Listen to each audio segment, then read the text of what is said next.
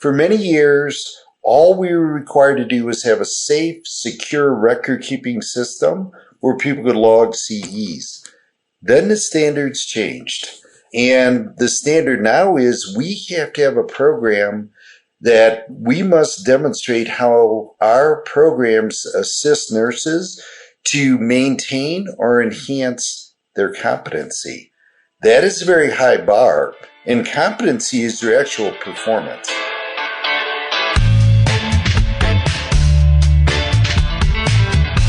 Clock in, scrub up, and join us behind the red line.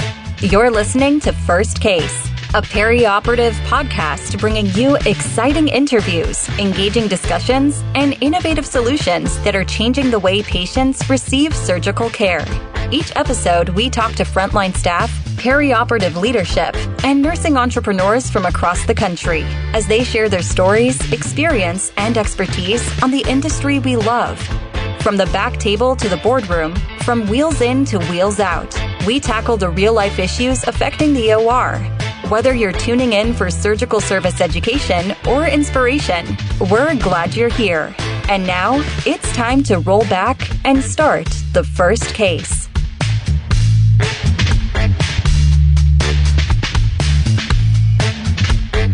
This week on First Case, we speak with Jim Stobinski, CEO of CCI and the CCI Research Foundation, and that's the Competency and Credentialing Institute, and you know them if you have your CNOR or your CSSM or both. And I'm excited to talk to Jim, or at least have him on the show, because Paul, I've been working with Jim for quite a while. We'll talk a little bit about that during the episode today as we kind of dive into a conversation around the future of education and the current changes that are going on with certification. But if you have heard about the point system, or if you've heard about things like microcredentials and certificate of mastery, more than likely you've only heard about the points. And so we've got a pretty big picture conversation for you today.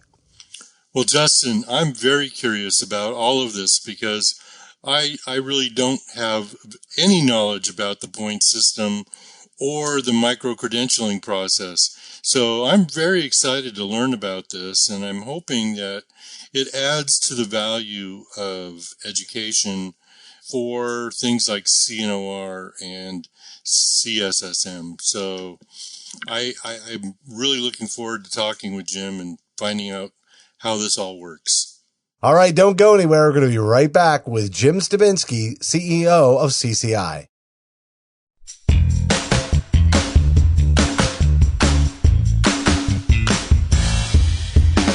Hi, I'm Paul Wafer. I'm Melanie Perry. I'm Jeremy Gibson-Roark. And I'm Justin Poulin. A 17 Studios production, you're listening to First Case.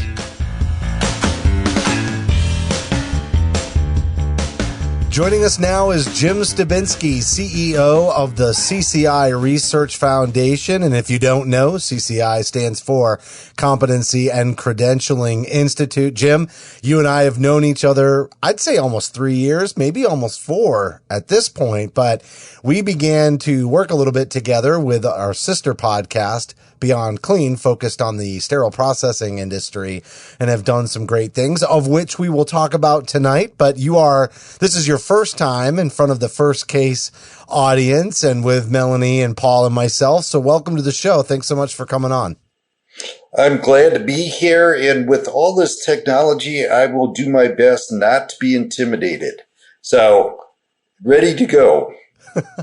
Well, why don't you give us a little bit of your background, Jim? Introduce yourself and again, like I said, this is the first time you've met Paul and Melanie, so introduce yourself to them and the audience at the same time. All right, so I'm Jim Stobinski. I'm currently the CEO of CCI and also the CCI Research Foundation. I've been a perioperative nurse about 36 years, and I'm originally a diploma nurse. There aren't many of those around anymore. I know some in the audience will be shaking their head. I'm a diploma nurse, spent many years in the Navy. They paid for a goodly amount of education for me, and eventually I earned a PhD in international health research. And my doctoral work was I studied how perioperative nurses learn and acquire skill. We have been working together with Beyond Clean for a while. It is a great partnership, and I love doing these podcasts, doing different events. We have a great partnership with Beyond Clean, and I'm looking forward now on First Case that we do similar work. Excellent. And I think anybody out there who's certified is familiar with CCI. And we're going to use this to kind of talk about some recent changes, right, with the points system. And then we're going to be talking about micro-credentials today. But the research piece, I think, is really important. And I think that might be an area that not everybody who's familiar with CCI necessarily knows about. And we've done some work together, as well as Beyond Clean's Chief Medical Officer, Peter Nickel, in the research area. I also want to give a little shout out to Lisa Wakeman on that. And maybe you can just talk not only about CCI globally, but especially the research piece, because I'd like to increase everybody's awareness on that. So CCI Research Foundation was founded about 4 years ago. It is completely funded by CCI. Every year we get a disbursement from CCI, really from the investments of CCI. We are the largest and most consistent funder of perioperative nursing research. In the last 3 years, we have funded $445,000 of research grants. We are currently taking applications for the 2022 funding cycle. We love to fund multidisciplinary research projects. Just one requirement, we love to talk to multidisciplinary teams, but you must have one perioperative nurse on your team. And other than that, you can put your team together as you wish. It has been a very fruitful partnership thus far. This year or last year, we funded our first international study, a researcher in Kuwait. And this year we funded our first multi-site study. And one of the researchers is from Australia. So it's a collaboration from University of Wisconsin-Milwaukee, a professor there, and an Australian researcher. So thanks for bringing up the Research Foundation. Yeah, I think it's really important. And I remember your very first interview with me on Beyond Clean that many years ago. And you even talked about researching the effectiveness of certifications. And regardless of what came out of the research, you wanted to know. And I just thought that that was such an integritous way to approach the work that you do, is actually validating that it has, impact. And, from there, I kind of want to go into the changes and the point system a little bit, because I got to think that some of your research has guided some of the changes. And I know this is where Paul and Melanie are really going to jump into this interview, but why don't you tell us about the recent changes with the point system, for certifications like the CNOR? Okay. So about 5 years ago, our accreditation agencies began to really toughen up the standards regarding recertification processes. For many years, all we were required to do was have a safe, secure record-keeping system where people could log CEs. Then the standards changed. And the standard now is we have to have a program that we must demonstrate how our programs assist nurses to maintain or enhance their competency. That is a very high bar, and competency is your actual performance, not your knowledge about perioperative nursing, your actual performance. So with that, and Justin, thanks for the nice lead in, the research evidence, the connection between doing CE and a change in your clinical practice or your level of competency, the research evidence is actually very poor. So we had to change our system. So now we have a point system for CNA and B and CSSM. It is the only method there is for research. You can't take the exam again. You can only do points. For CNOR, we're in the middle of a gradual 7-year transition, and we will eventually reach the point, I think in 2025, 26, where that will be the only option for research. For now, many nurses still have a choice between CE, points, etc., different methods, but for the nurses who have earned CNOR since January 1st of 2020, the only option is points. I am getting ready to renew my CNOR. I have through December 31st to get all of my CEs 125 credits turned in, or points. But the points really don't make sense to me. I submit a CE and it gives me a random equivalent number of points, or it says that I can get points by other activities that I'm doing. Can you break down what those points are doing, or what counts for points? Yes. So, depending on your research year, and I would have to go look at your records to know this, and I can get back to you, but let us assume you have a choice. You could do CE or points, which may very well be the case for you right now. You can, if you do have a choice, you can do 125 CEs, log them in. If you use AORN with a few keystrokes, you can transfer in your stuff and you don't have to retype it. If you want to do CE, it's 125 every 5 years. If you wish to do points, you can use some CE, but not all CE. That's the key difference. So you can use, I believe it's 50 CE. I do take exception, Melanie. I know we just met the word random. So each CE, each hour is worth 2 points. So when you enter them in, it does the calculation and it puts it in your record. If you use our record keeping system and put your stuff in there, we keep your tally. And you can actually see when you log into your account, you have 120 CEs logged, you need 5 more, etc. If you choose to do points, you can use some CE. So, I believe it's 50. You need 300 points every 5 years. If you use 50 CE, you can log in 50. That'll give you 100 points. It's maximum you can do. Then you have to earn 200 other points in other categories. Now, the very good news is many of the things you're doing right now at work count.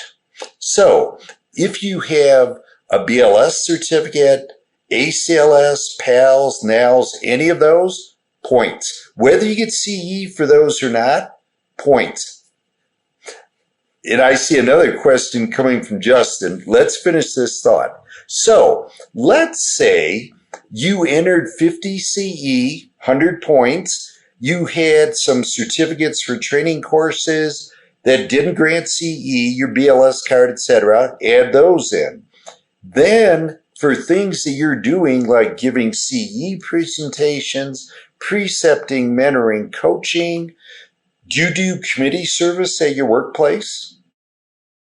I haven't recently, but I have been involved in the past. In the last 5 years, if you were due to recert in 21, so for the years 16, 17, 18, 19, and 20, any committee service will get you points. Precepting, mentoring, and coaching, the easiest way to do this, call CCI. Credentialing specialists will get on the phone with you.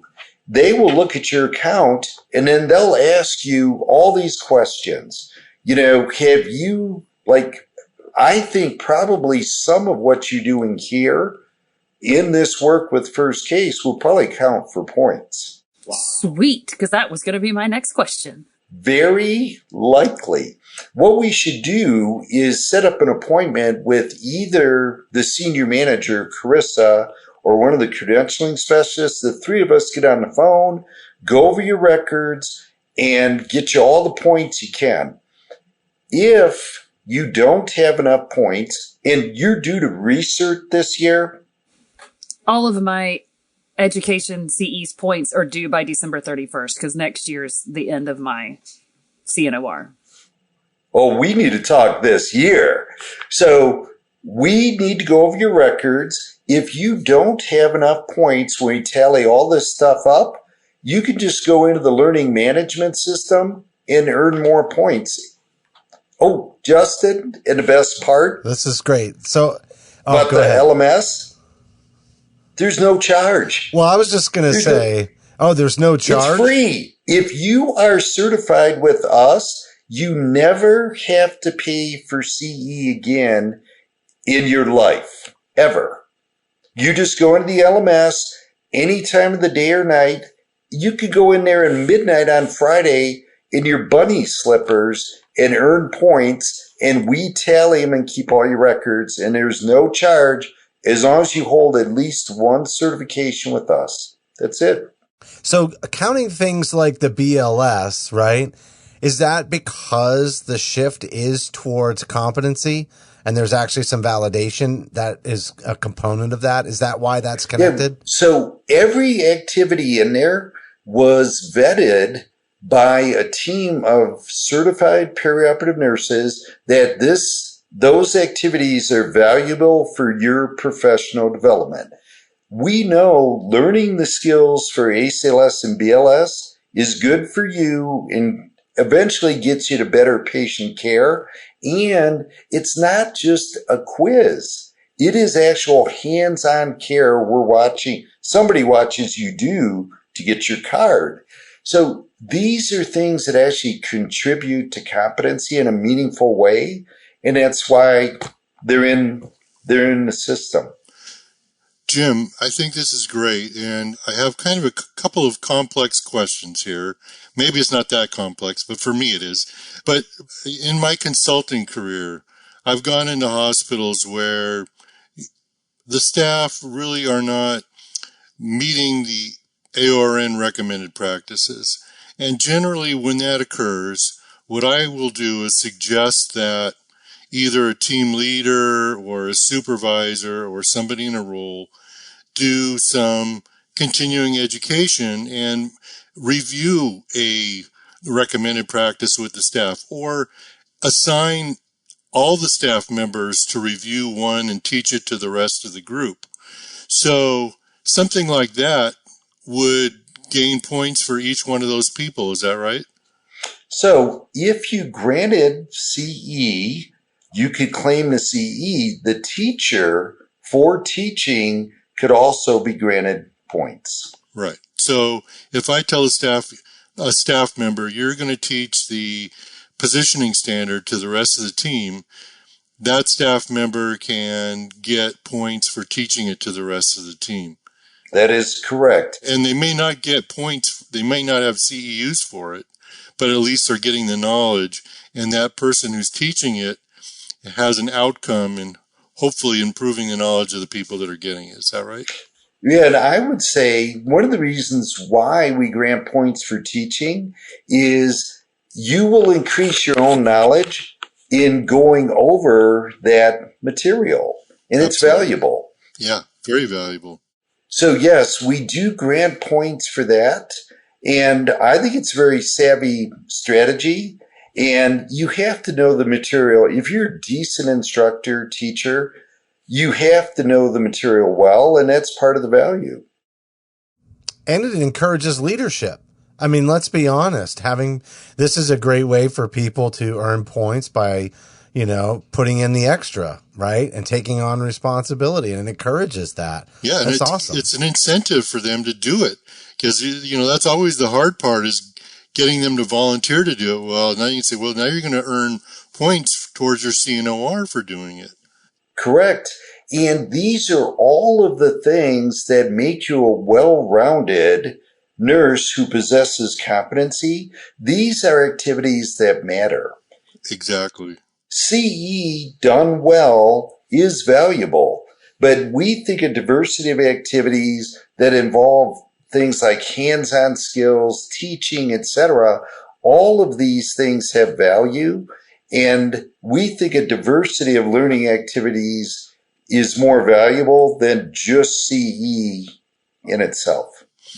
What about doing particular kinds of cases or becoming like a team leader of a service or other additional activities within a department?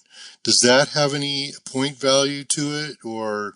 Not directly. However, as you gain leadership experience, your chances of doing things like teaching, taking on committee assignments, being a representative for your department, or serving, let's say, the local chapter for sterile processing professionals or AORN, board service there, all of those things earn points. So volunteering to go on a medical mission, points. Board service for AORN, any of your sterile processing, etc., those professional associations, points. So we're trying to incentivize you to do the right thing. Great. I love that. I love how you said that the points also transfer smoothly from AORN. Is that just because you're in the same building and somebody just runs those right upstairs? Or no, just kidding. People may not realize you're in the same building as AORN. Justin, I do have to correct you. We're no longer in the same building. Wow, you've had some changes. You need to increase your space, didn't you? We needed to get to a space that served our needs better and was more convenient for the staff. We're still in a Denver area. We're now in a Denver suburb. And one of the reasons we moved is we have a beautiful classroom. So now if you want to teach, do certificates, mastery, etc., we have a classroom and we have very good access to that classroom, and it's much more convenient for the staff. So to be clear, our professional organizations, ISHM, ABPANC, ASPAN, AORN, these are all very important. In any way we can find to work with them and give better value to our certificates, we'll try to do that. The only organization that we have a link that we can transfer over from is AORN. We're always interested in those partnerships. That's the only current link. And for many perioperative nurses, that is their biggest source of CE. Mm-hmm. Oh, yeah. And you talked about partnerships, and I think Paul's question actually led us back to one that you wanted to talk about before we got into a little Q&A around the points. What that partnership with Beyond Clean and specifically microcredentials, right? So Paul's question was, what if you're in a certain specialty, or what if you have a certain area of expertise? How does that play into the point system?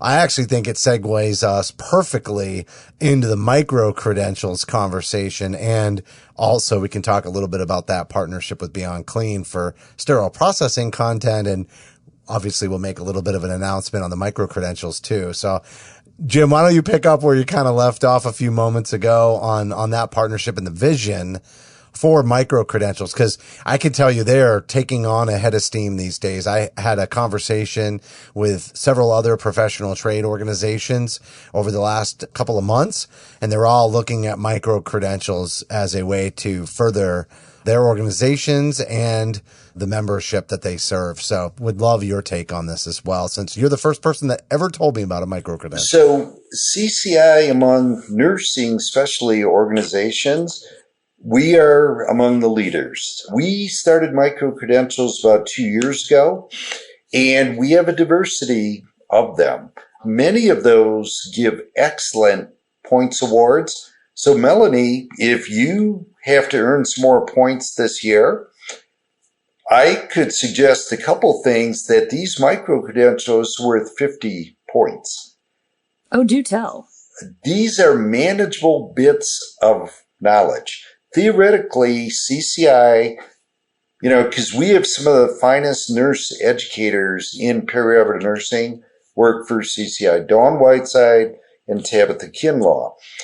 These are all based on the KSA theoretical framework of competency. In all of these, no matter who we partner with and we develop them ourselves, we address knowledge, skills, and aptitude in each one of these. So it's not just read something or watch a video and take a quiz. It's much more than that. But these are segments of knowledge, a very well-defined smaller piece of all of the knowledge that might be contained in CNOR. The very first one we did, and this one's free if you're certified with us, is strategic management. That is one segment, about 10 or 12% of the material that's on the CSSM, the Management Certification Exam. That one's free. And you log in, you go to your account, and through the store, you get access to the materials in our learning management system. You complete all the materials, and you get a micro-credential.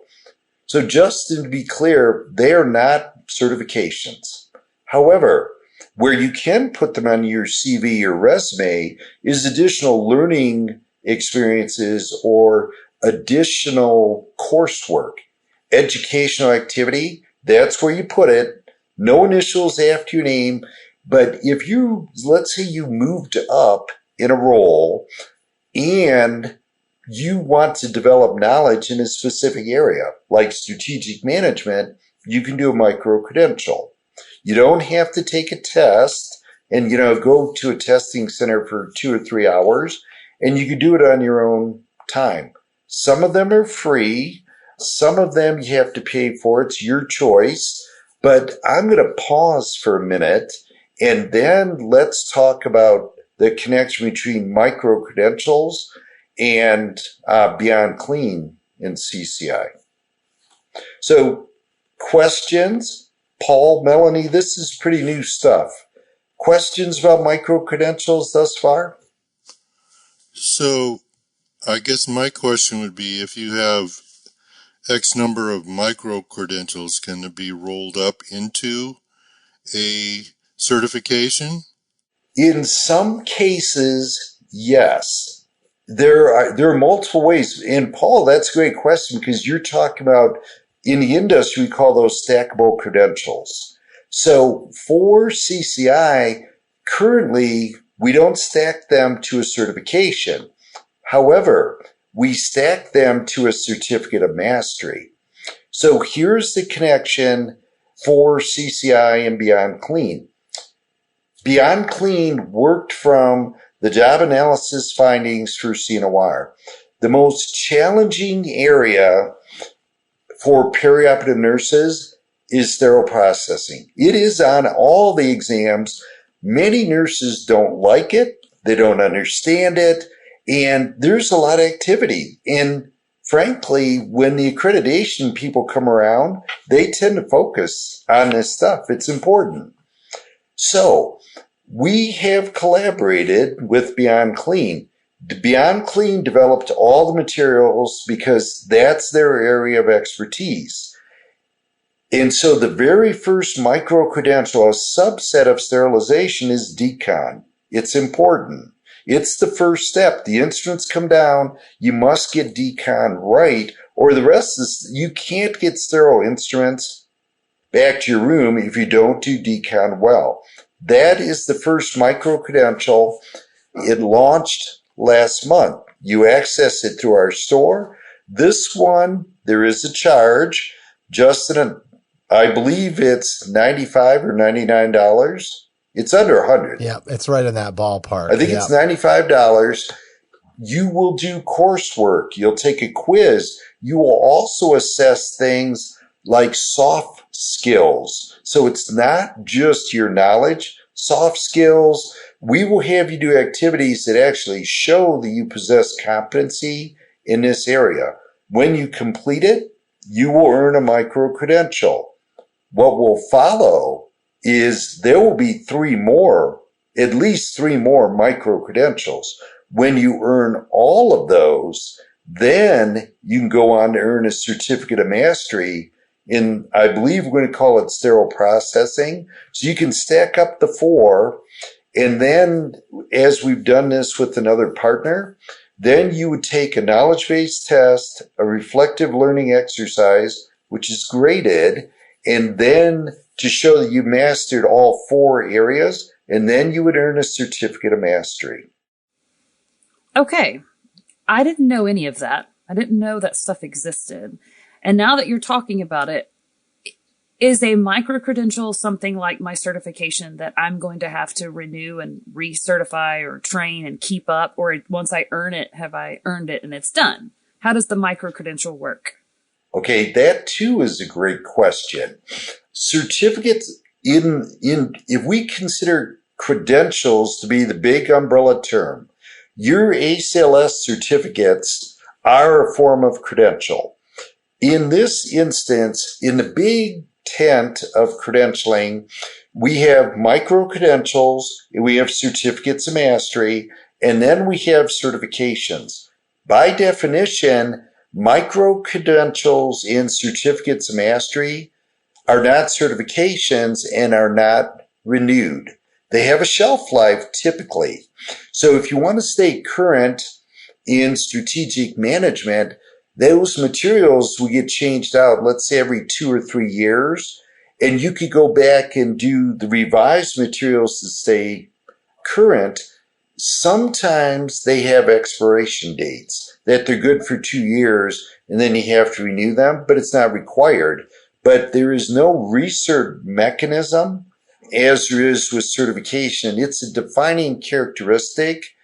We assess your competency, but you don't have to renew anything. And if you wish to refresh, you can do that a couple of years later, or you might move on to another topic and really increase the breadth and the depth of your knowledge and just go on to another subject. But the great thing is that when you do these, you get the points towards your certification. So if you're certified, this is just a way to build out almost like a concentration, right? That is correct. And we want you to engage in high quality materials, be an active learner, and just into your point, this is your opportunity to be a self-directed adult learner. If you need to get better in decon, then, or eventually, how do sterilizers work? That sort of thing, you can concentrate just in that area and build up your knowledge. And so, you pick the things that are relevant to you. We make it easy because this is all done within our learning management system. And Justin, I'm surprised you missed one key point, but I'm going to get to that. Oh, no. This is done in our learning management system. We keep the scores, all the materials in there. The quizzes are built in there, everything, the links, and then we tally your points. You don't have to enter a certificate. It goes directly into your record.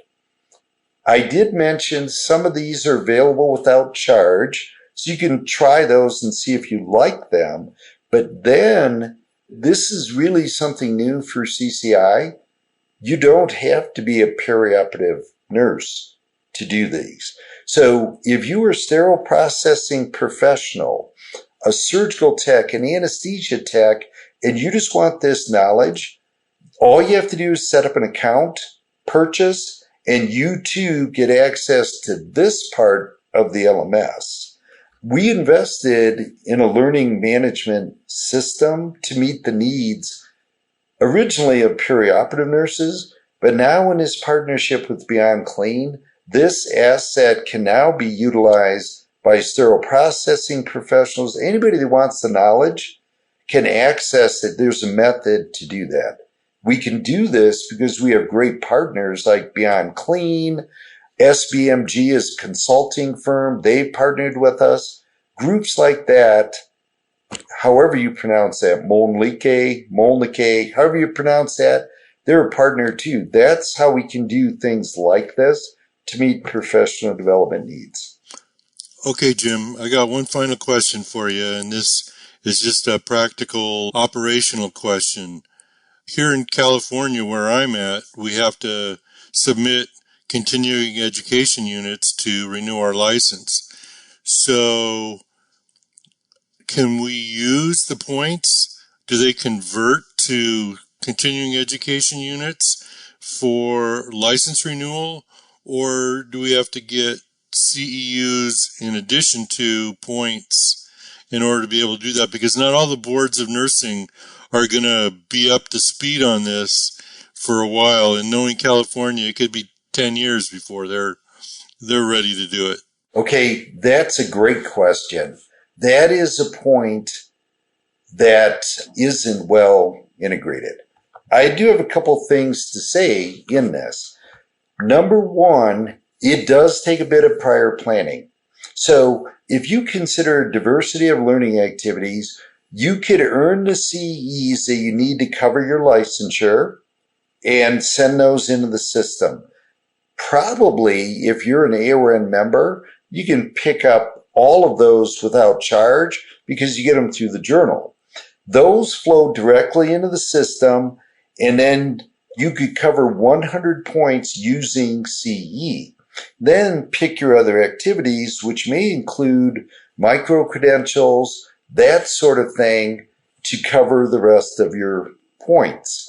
So points are proprietary to CCI. It's a great benefit, but they're not universal. The other thing that I will tell you, though, in some states, like Texas, where I used to be licensed, they will waive the CE requirements if you hold an accredited certification. So if you just maintain your CNOR, not every state does this, and I'm almost certain California does not. But many states, if you're certified, maintain that and utilize all of the resources at CCI, you're covered anyway. But it's not every state. All right, Jim. Well, the time flies every single time I wind up talking to you. But I can tell you, Beyond Clean is incredibly pleased with this partnership, and I know that there are already people completing that micro-credential. We do plan on promoting it and expect some pretty good results from the sterile processing community as well.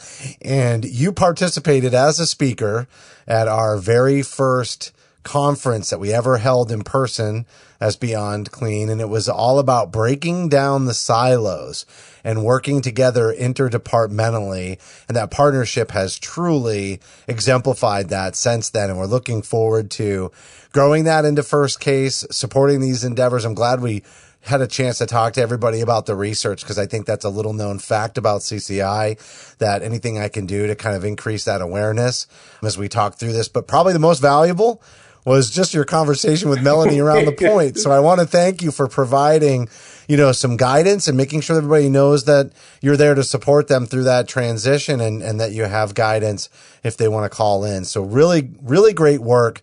Way to be forward thinking. And I think it's incredible the way the research has guided the direction of your organization moving forward, because that competency piece is so critical. And Justin, just closing remarks. I checked into the micro-credential, the one we partnered on. In the first week, we had, I believe, 23 people already enroll. Phenomenal. Many of those are not perioperative nurses. They're sterile processing. For us, we were just ecstatic to see that. That is phenomenal. Just wait till it catches on after this interview. So, Justin, bring me back in the future and let's talk about digital badges. Digital badges. I'm all about it. I love the teaser. Maybe we'll have you back in 6 months or so and we'll talk about that. Really nice job today, Jim. Thank you for all the hard work you put in. All right. I enjoyed it. Thank you.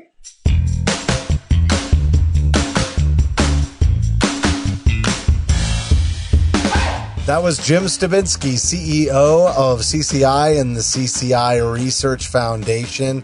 Really been a great friend and partner, honestly, Melanie. I've known him for a while, as I mentioned when we introduced him to join us on the podcast, and I'm really excited about micro-credentials, but it really is at the very end, as I was saying in the closing, it's really all about shifting towards self-directed learners, getting people engaged in ongoing learning through their areas of interest and things that excite them, that they want to learn more about. This is going to be a big emphasis, I think, in learning as we move into the future, regardless if we're talking about, perioperative certifications, education, training, et cetera. It's just the way that the world is moving, especially with it being so digital. So I am excited to hear about these digital badges, not going to lie there. But Jim always has done a really nice job, and hopefully we increased some awareness for the audience about, how CCI works, and especially some of the transition to the points. I think we did. I mean, he helped me. I definitely came into this episode with a ton of questions, and he answered all of them for me. And the points make a lot more sense to me now. And I had never heard of microcredentialing, but now I can really see the value. And he really made a good point talking about people being active learners and how they're providing high quality materials that we can be self-directed and we can learn and we can increase our knowledge and really be able to demonstrate what we know. But this was a fantastic episode, and he really brought a lot of awareness to what CCI is offering. Yeah, he's so good at the details, but also still being succinct. So I think the points got across. All right. That's going to do it for this week's show. As a reminder, you can help support First Case by subscribing on Apple, Amazon, or Google Podcasts. You can also find us on Stitcher, iHeartRadio, Spotify, or your favorite podcast application. We've also got bonus content for certain episodes. All you got to do is download our smartphone app for iPhone and Android. And while you're there, we'd certainly appreciate a rating and a review because your feedback is important to the show. And on behalf of Melanie and Paul and myself, thank you for listening to this week's episode of First Case.